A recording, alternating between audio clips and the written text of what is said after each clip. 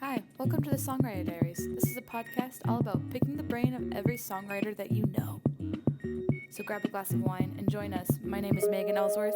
My co-host is Caroline Stump. This is the Songwriter Diaries. We're all depressed, so let's write a song about it.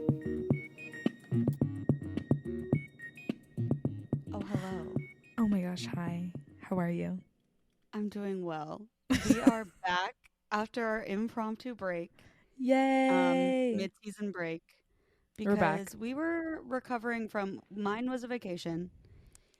Meg's was a work trip, to clarify, not a To vacation. clarify. But mine was luxurious. Meg's was busy.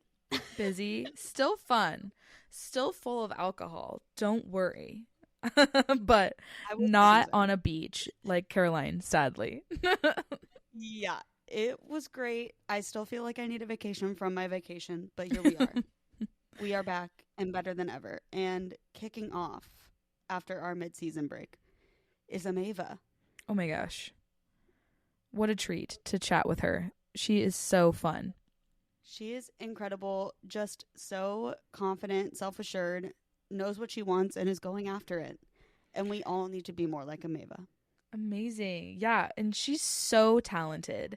And it's so fun because Madison is her real name, and you'll find that out in the podcast, but her and I went to high school together in Sisters, Oregon, and she's like to see the progression from the music she created in high school to the music she's creating now, and the like work she's doing to like be in the pop scene in Nashville and like create hyperpop music. It's just so cool.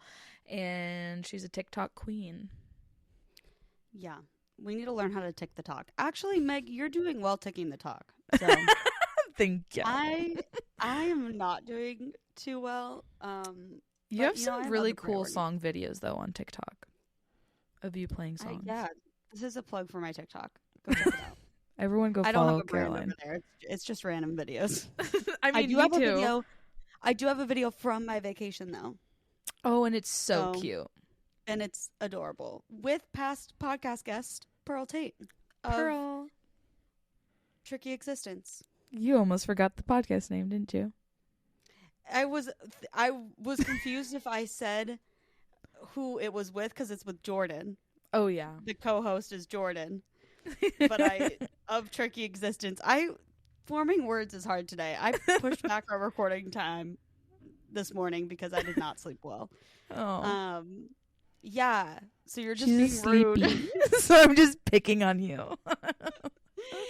But here is Amava. Hello. Okay. Hello. How the hell is everybody? We're doing great. great because we have Amava on the podcast. It's Amava, right? Am I saying it right? Yes, Amava. Love it. Can you start by introducing yourself and tell us a little bit how you started writing music? Yeah, so my real name is Madison. I am from Oregon, and I started writing music very, very young, actually. I was always interested in music because my dad was in like a lot of different kind of garage jam bands growing up, and so I was always very exposed to music, but more so like in a live sense. And when I moved from California to Oregon when I was really young, my public school system had a really amazing music program where they kind of integrated music into your curriculum as you were like going throughout elementary, middle, and high school. And I started playing guitar pretty young, and that was kind of my first interest, was just like learning cover songs. I was very obsessed with Taylor Swift, as everyone my age was back then. And I was just learning her cover songs and singing them. And I was always interested in writing as well, but more so from like a short story aspect. I was very into like writing little short stories and like short books and everything. And then I kind of merged the two and was writing like poetry. And then as I kept going, I was like, why don't I just start writing music? And started writing it really young. I was probably like 4th or 5th grade and was playing guitar and writing music. And it kind of just grew from there. And through this program, they did a great job of kind of fostering your creativity and giving you kind of a leg to stand on and teaching you how to write and be on stage. And yeah, music just kind of kept evolving from there to kind of where I am today. That's awesome. Yes. Yes. For those of you that don't know, Madison, aka Amava, and I went to high school together in did. Sisters, Oregon. Tiny, tiny, tiny. Okay, so how did you choose your artist name? Like, what's the story behind that? Give us a little background. So when I was doing kind of folk style music, I was always doing music under Madison Andy. Andy's my middle name. And then as I was kind of transitioning into like pop and hyperpop, as I was like discovering artists that I liked on the internet and everything, I was like, I kind of just want to have not a new identity, but just kind of create a character as I'm like stepping into this new genre. And I, at this point, was living in Nashville and had my publishing deal. My publisher was like, come up with a name. You know, we'll figure it out, all the legal background, like, you know, we'll figure that out. And it took about 2 years to come up with something I liked. And I tried out a couple things and everything was either taken or just like didn't feel like it fit. And I was on a road trip with my best friend from high school and we were kind of just trying to come up with names. And she was just like, what about Amava? And I was like, yeah, that's it. Yes, you Yeah. heard it. And, And we're like, went through that's the whole- one. Yeah, it felt very right. And then also just, I don't know, like it felt like part of me, like without having to think about it too much. And then we went through like the whole legal aspect of it, which is a whole thing, you know, owning the trademarks and filing it and everything. And yeah, it always felt very right. That's awesome. That's cool. And who would you say your musical influences are? I feel like I have a really wide spectrum of genres when it comes to musical influences because I grew up writing folk and like indie style music. And so I still listen to that a lot.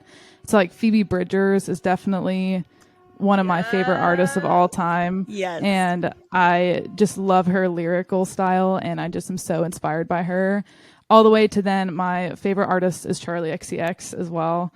And just like her confidence just through her music is just so empowering and just the whole hyperpop scene and just how incredible of a genre that is just from like a fan base aspect as well. And so I'm definitely a fan of musicians as well. Like sometimes being an artist, I feel like I tread the line of like being a fangirl and then also like, you know, putting out music and being an artist and everything. Yeah. For sure. Yeah, no, I totally relate to that. Farbs. Very much so. So what does your songwriting process look like? Do you usually write alone? Do you co-write? Like, how do you start a song? Let's dive deep. Yeah, I feel like it has kind of changed over the years, especially like pre-pandemic, because I was doing so many sessions in person, kind of like 2019, and then like also all through college, and I was super comfortable with that. And then as everything shut down and I was alone, I have this upright piano in my office here that I've had for a long time, and it's incredibly out of tune, but I love it. And I would just write. My writing style has always kind of been based on lyrics because I'm such a words person. I feel like I don't like always possess like kind of the musical strength that I wish I could. Like I feel like I'm okay at guitar and piano, but like words has always been the thing that I have loved the most. And I feel like I always start with lyrics, and usually it's like one word or one title even. Just like with a couple songs that I have out, like Muse, for example, like I just had the word muse and I was like, I know that I want to write something to that, and then kind of creating a world around it. That's cool. That's cool. So do you co-write now, or is it like via Zoom, or do you like, are you kind of not co-writing? What's the vibe? Kind of a little bit of everything. I start a lot of stuff on my own, like with just general ideas, like whether it's just like kind of some lyrics or some melodies or really a whole song sometimes, and taking it to producers who know way more about that than I do. And then they kind of bring it to life and it turns into what it is.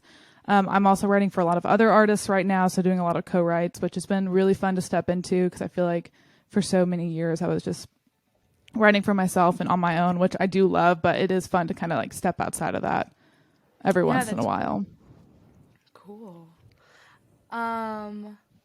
And then I had a follow-up question. What would you say is like the process between finishing a song and getting it released? do you work with a producer? Yeah, so it's funny because I feel like it's different every time, but usually, yeah, I'll have like a song idea, which then turns into a song, and I'll take it to. I work with a couple like just amazing producers, so I feel like really understand. Like, I don't have a producer brain, so I feel like sometimes I'll try to be explaining like what I want, but explaining it in like just the weirdest ways. I'm like, I want it to sound like metallic sounding, and while that means nothing, it's like they will understand what I mean with these people that I'm working with, and we kind of bring it to life and just work on it. And then I kind of like come up with concepts as far as like imaging and everything, because I'm such a, I don't know, I like visuals when it comes to music. I think that's such an exciting part of putting out music, is being able to bring visuals to life and also like relating it to like fashion and everything, which is just fun to play with. And yeah, and then usually it sits for a while, kind of just in limbo, and then it gets released, and then doing the whole like marketing plan and everything. Yeah. Okay, cool.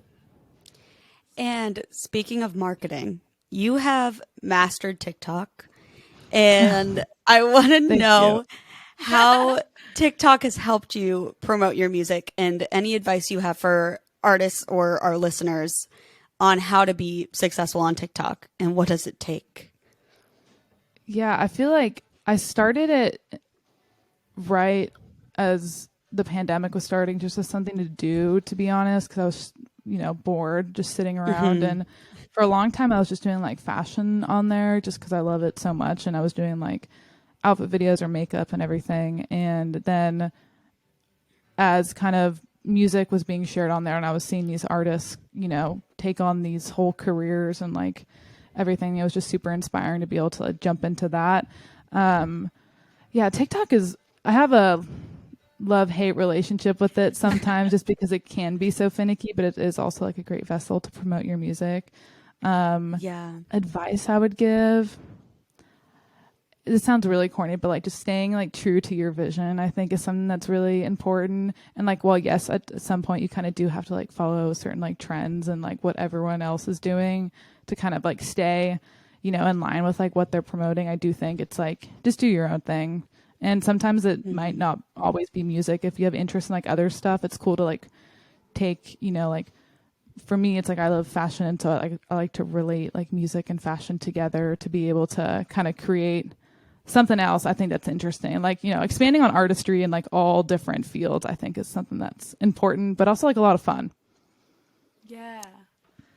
Very true. I love all the outfit videos you do, and I love how you've been doing these videos of like what I would wear on tour, and then being like, someone please like let me go on a tour with them so I can wear these outfits. I'm like, yes.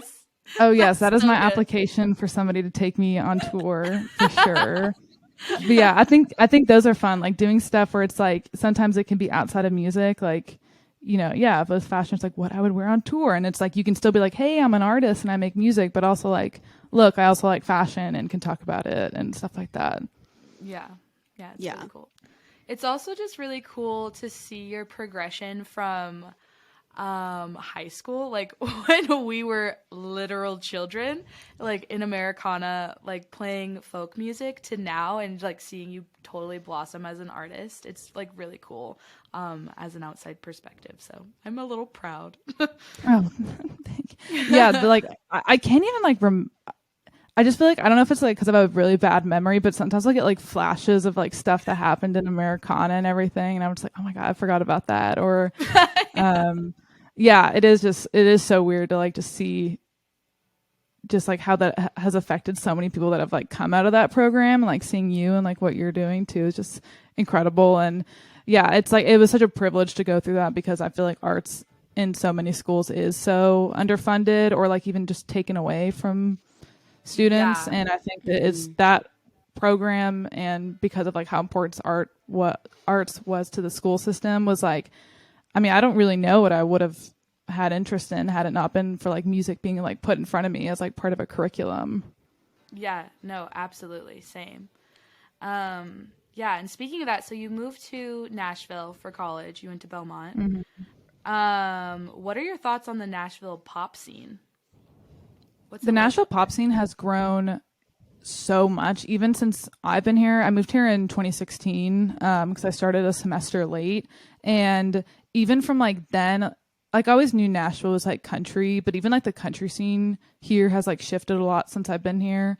And when I was here, it was like pop was a thing, but there was like a couple artists doing it, it seemed like. And then now, I mean, that's like the only genre like that I think I'm in like the scene here of is like, and it's just so many cool artists and writers and like even industry people that like are just pushing for Nashville to be known as something like more than country. And there's a lot of like great collectives here. Like No Country for Nashville is like an amazing one that really promotes like pop artists and like puts a spotlight on people that are doing things in Nashville that like aren't kind of just like in the like what people would perceive as like, you know, the Nashville music scene and everything. That's cool. Yeah. When you went to Nashville and or I guess moved for Belmont, did you know that you were wanting to pursue the pop genre, or were you kind of still up in the air and feeling the Americana genre? I feel like I was actually like smack dab in the middle of that transition from folk to pop because around like senior year of high school, I was kind of getting into like the music scene like on the internet, and like Tumblr was really big back then, and I was so integrated into like the music scene on there and like listening. Okay, wait, what was your Tumblr name? What was your Tumblr name? Yeah. I don't know if I can say it on here. You can. You can. I had a couple different ones. It was at first it was Tales of an Insomniac, which no, it wasn't. Yeah. My Tumblr name was Starry Eyed Insomniac. Was it really? Yes. Insomniac. Really Okay, sorry. What's your other one? I got excited. The other one is just so embarrassing. Yeah, mostly also because I still have it too, and like I don't use it anymore. Sometimes I'll go on there and like I feel like Tumblr's just kind of become a wasteland a little bit. Like I'll go on there and I'll scroll, and stuff from like 3 months ago is like at the top of my like most recent page, and but yeah, like I'll post stuff on there from like every like once a year maybe, and just be like, I don't know, it's more of like a nostalgic thing. You're like, I don't want it to die. Yeah, it's more of a nostalgic thing, like looking back on it too, especially like that 2014 phase of it.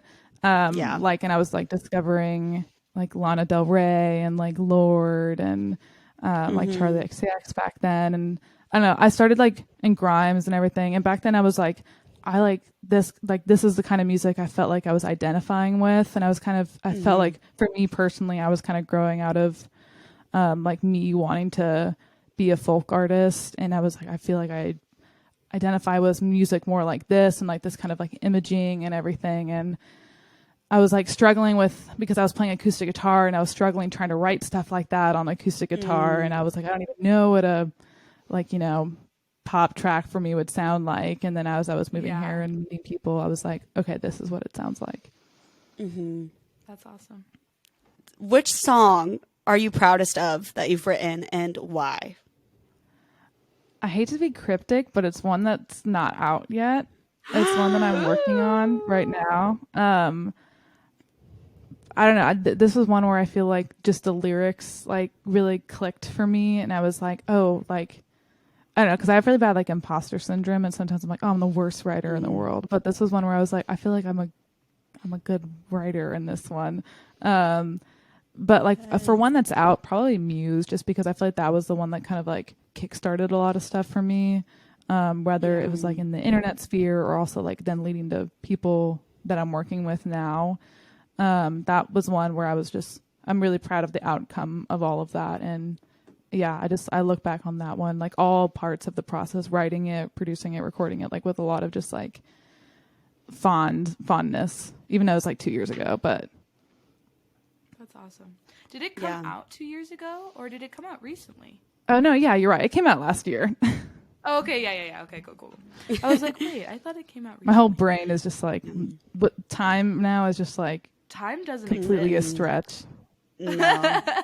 I know. I It's can't like wait the lost for years. May. You know? The lost years for sure. Yes. I love that feeling though when you, and I think every songwriter can like relate to this, of the one song that you write and you're like, oh, this is exactly what I wanted to say. And I did so effectively. And like that feeling of just pure joy of like, even if other people don't like it, I did exactly what I intended to do with this song and I'm proud of it. So that's awesome that For sure. It's very that you just have one of those. gratifying. Yeah. Yes. And you are meant to be a writer. So Yeah. Me? You're not an imposter. you're not an imposter. I don't know. Sometimes I feel like I talk to so many artists that like feel that same way, where it's just like, I don't know, they write something and they're like, I don't even know if I'm like good, and they're like presenting me like the most like beautifully crafted like song I've ever heard, and I'm just like, shut up. Like, Yeah. because, Yeah. like, I don't know. I'm someone who like I love like kind of and like the stuff that's coming out soon. Like I reference a lot of like horror movies and stuff like that because I do feel like I'm very like interested in that. And sometimes I'll say stuff I'm like, oh, I hope I didn't just sound like just like weird or like creepy or anything like that. When I'm just like, oh, like this like, horror movie reference and yeah. Okay. I love it. I need your top 3 horror movie recommendations because I love horror movies. I feel like the first one that ever really scared me was The Strangers. Okay. I've heard of that, but I have not watched it. I watched it in like my family, my dad introduced scary movies to us like way too young, probably for better or for worse. Like I think I watched The Shining when I was like, I mean, granted, I feel like that's not really a horror movie, but I feel like thriller. it could be considered that. But I watched that probably at like 5 or 6 maybe. Like way too What young. are you? Madison. Yeah. And my we just like grew up on like classic horror movies, and so like I feel like The Strangers was the one that really scared me for the first time. Other two, I mean, I love Hereditary. That one really freaked me out. Yeah, that one's good. Yeah. Also, like this is probably like a really random one, but like When a Stranger Calls. Okay. I think that I've one. seen that, but I can't remember. I think I fell asleep. Because it sounds so familiar, but I think I was like about to pass out anyway, and then I fell asleep during it. So I need to rewatch that. It's a really good one, and like the newer one is the one I'm talking about. I can't remember the act. I think it's Camille. I know is the actress's name. Okay. But that one I watched, really young, and I loved it, and I still think it's like kind of campy and fun, even if it like doesn't scare me. Yeah. Yeah. Okay. Awesome. I have a list of what to watch. But yeah, Hereditary is so good. So good. Okay, well, we've come to the last question, which is always our favorite, and it is, why do you write songs? Why do I write songs? Oh man, that's a really good question, actually. I know. I don't think I've ever been asked that. We ask every guest it, and it's really fun to hear the variations of like why people write songs. I feel like my answer changes like depending on the week as well, and depending on like what I'm doing. Like 2 weeks ago, like I had a really like what I thought was like a super, super good live show, and my answer would have been like, I write songs to play live because I love doing it. But this week, why do I write songs? I think it's also like, for me, it's very much therapy. I think, stuff, I write songs that will like never see the light of day, and it's like for my like notes app or journal only. And it's something that I feel like I can get a lot of like my thoughts and feelings, because like there's certain subjects in my life that like I'm never going to touch on in music. And it's something where like, you know, I can't afford a therapist. And so I'm just like, well, this is my form of therapy and like my vessel to like really, I don't know, like get out stuff that I need to talk about. So yeah, that's my answer this week. It might change in the next couple weeks. Yes.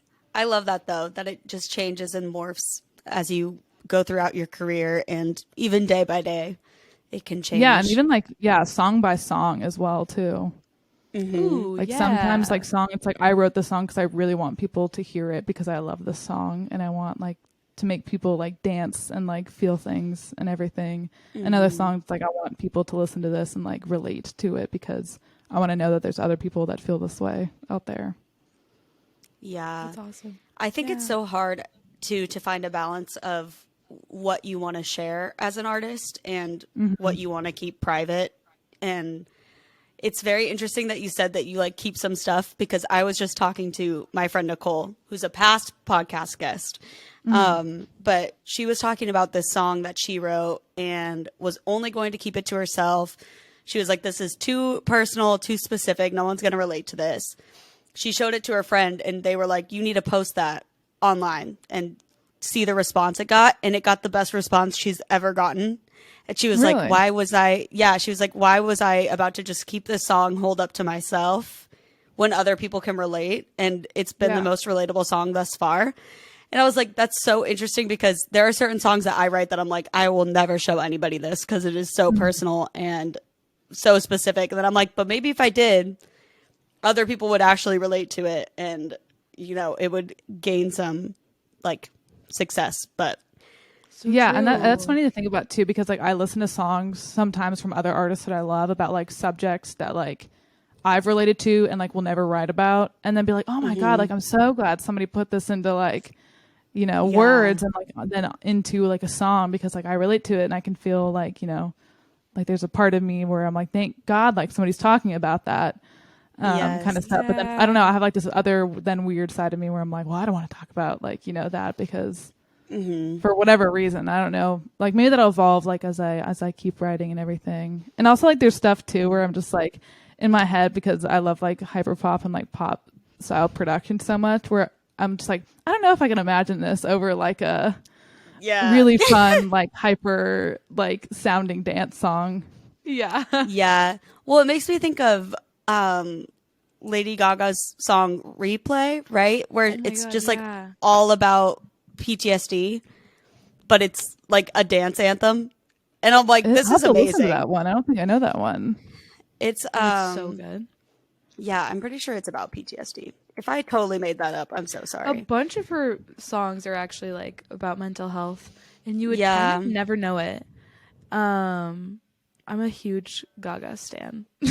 Oh yeah, Yeah. me too. Like her visuals is like something that like I am just so inspired by as well. Just I think that she was like such a like she was like all I was getting into her like around the same time as I was like kind of getting into everybody on Tumblr too, and she was one of the artists where I was like, this is what I want to like look like and like you know, convey and everything like that. Yeah, she's iconic. But yeah, you should listen to the song because it's wild. Like looking at the lyrics, it's like psychologically it's something that I can't explain. Scratch my nails into the dirt to pull me out. Okay. But it's just all over like a dance beat and you're just jamming in the club and then you're like, oh, this is actually horrendous what you're talking about, but you made it fun and like it's still relatable. So love Gaga. What a queen. Yeah. Have you she's seen those great. TikToks that are like Gaga, Gaga, like different forms of Gaga? No. Oh my gosh, I need to find these. I'm making no sense right now. I'm so distracted. No. I love Lady I love Gaga. anything to do with her, so Yeah, no, love that those I are haven't TikToks. seen it.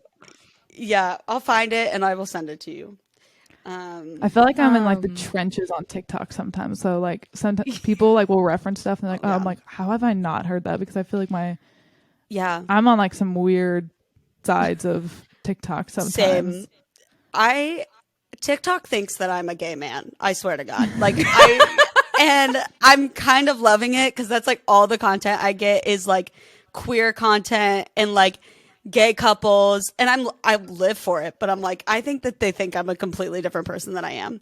And then occasionally like some crystal videos and then, sometimes it'll put like, I don't know why it thinks that I'm interested in this, but sometimes it'll put like car videos like where people are talking about like how cool their car is, and I always press not interested. I'm like, I do not care, like do not show me, but they keep coming up really over trying. and over again. Oh my And God. like, trust me, I don't know how many times I can say that. not interested in your car video. You're like, but stop I trying guess- to convince me. Yeah. Oh, I love that. Well, you sent us Muse, which you released last year. Do you want to kind of give a little deep dive into what it's about and like the writing process? You kind of talked about the writing process a little bit, but a little bit more in depth. Yeah. So Muse I like. had the word muse for so long, and because I was kind of inspired by like the idea of like, you know, the rock star girlfriend and like the muse or whatever like that. I think like aesthetic was going around for a while, and I was like, I love the fashion of it and all that. And then I was kind of like mulling over that word for a really long time, and I had it in my notes app, and I actually started on piano, which like listening to it now, it's like, I don't know, crazy to think that started on like an acoustic piano, and like a really out of tune piano as well. And I had the word, and I was like, I want to do this like because a lot of my songs start like with a singular word or like a title, and then like I was saying, like I build kind of out from there. And then sometimes like it takes a completely different direction, and that happens a lot. But with this one, I was like, I don't want to do like the typical way that like I see the word, where it's like wanting to be somebody's muse. I was like, I kind of want to do like an anti version of that, but like how can I make that, I don't know, just like cool. And then I was also just like reflecting on like what it is to be from like somebody else's perspective, like what it's like to be in a relationship with somebody who's an artist, and especially a writer, and kind of just like the pressure that can put on somebody, whether it's like you're the writer or you're like dating a writer, and just like, you know, being like, oh, well, if I do this, it's going to end up in a song, like kind of stuff. And, or the idea of like having to like go above and beyond to like give good like content for a song, and like, you know, kind of be that like muse for somebody who like gives them like all this like kind of creative stuff to like pull from. And I thought that was a really interesting idea because I've been in both situations, and yeah, I was like, I feel like this isn't really like talked about, but also like I feel like it's not a situation a lot of people have like been in before, like from an outside perspective. And so I was like, I just like want to, I don't know, talk about it. And I had the melody idea like that. I don't want to be, and I was like, I want to repeat it a bunch of times just so it's like me repeating it a bunch of times is like, you know, kind of like begging it, like just trying to like drive. Yeah. And then, yeah, the verses and everything was just kind of like trying to play up the visual side of it, like dream girl and black lipstick and like pedestal, like, you know, people get put up on a pedestal, and to like be able to like be this like, you know, artistic kind of thing to pull from.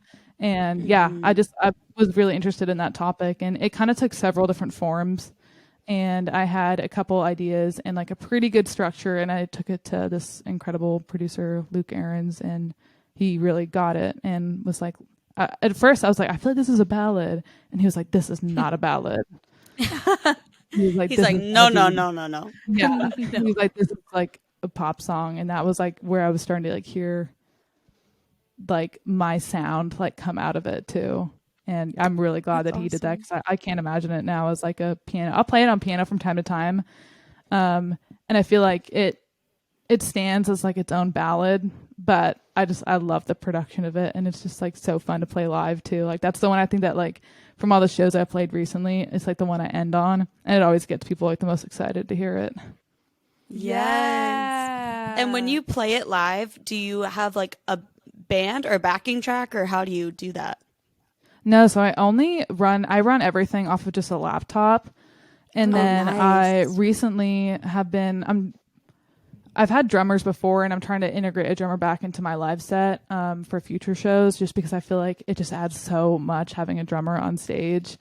Yeah. But yeah, everything's off of a laptop. And then I recently have been playing with vocal effects on stage and running like auto tune, like really, really like hardly tuned auto tune to kind of like match that very like clipped like hyperpop sound that I love listening to. And I love watching that live, other artists do that live, because I just think it's so much fun. And then also running like vocoders and everything. That's been like a new thing I've been playing with. And I'm working some new stuff into my live set where I'm actually playing guitar on a couple things, which is like crazy to think about me like standing on stage playing a guitar, because I haven't done that for so long. But I want to do some like unreleased stuff on a guitar, but like also then through like really, really heavily like affected vocals, like almost like very vocoder, auto-tune, stuff like that, but like over an electric guitar. I don't know. I've been playing with some stuff recently. That's awesome. Yes. Oh my god, I love it. Live shows have been a lot of fun too. They anytime I do it, I just like want to do it every day, which is why I want to tour so bad. Or somebody, but yeah, I've also been taking, because I grew up like playing guitar for so long. I was like so used to just like standing there behind my guitar, and like I was always very, I don't know, I was afraid to move around a lot, but like now I've been taking dance classes and everything to like move on stage. And yeah, I don't know, I think so being able to like command a room is just very like cool, and it's cool to watch when other people do it. Yeah, it's like a totally different experience doing that compared to like just like playing with your guitar on stage. And so that's cool. Yeah, it's awesome. Made me realize, I think the first couple shows I did, like how just like rigid I was too. Where I was like, oh, I need to take some dance classes, because I gotta look like I move like more than just like 2 inches from side to side. Yeah. I feel that. So that's me. Been taking it's like the dance. step touch. Yeah, exactly. Totally. I love it. Well, this is Muse by Amava.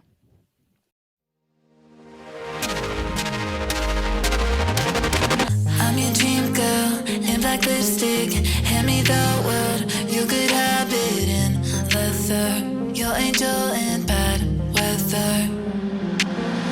I'm just sick of songs about me. You cigarette smoke, what your words we good. My heart to make your art out of me. I don't like the view from the pedestal. On your high horse with you, I'm getting bored. Hate this person you created. I don't wanna be your muse. I don't wanna be your muse. I don't wanna just be used. No, I don't wanna be you. I don't wanna be you. I don't wanna be your muse. I don't wanna be your muse. I don't wanna just be used. No, I don't wanna be you. I don't wanna be you. I don't wanna be you. Enough of my side, flowers all died. Only human, you take care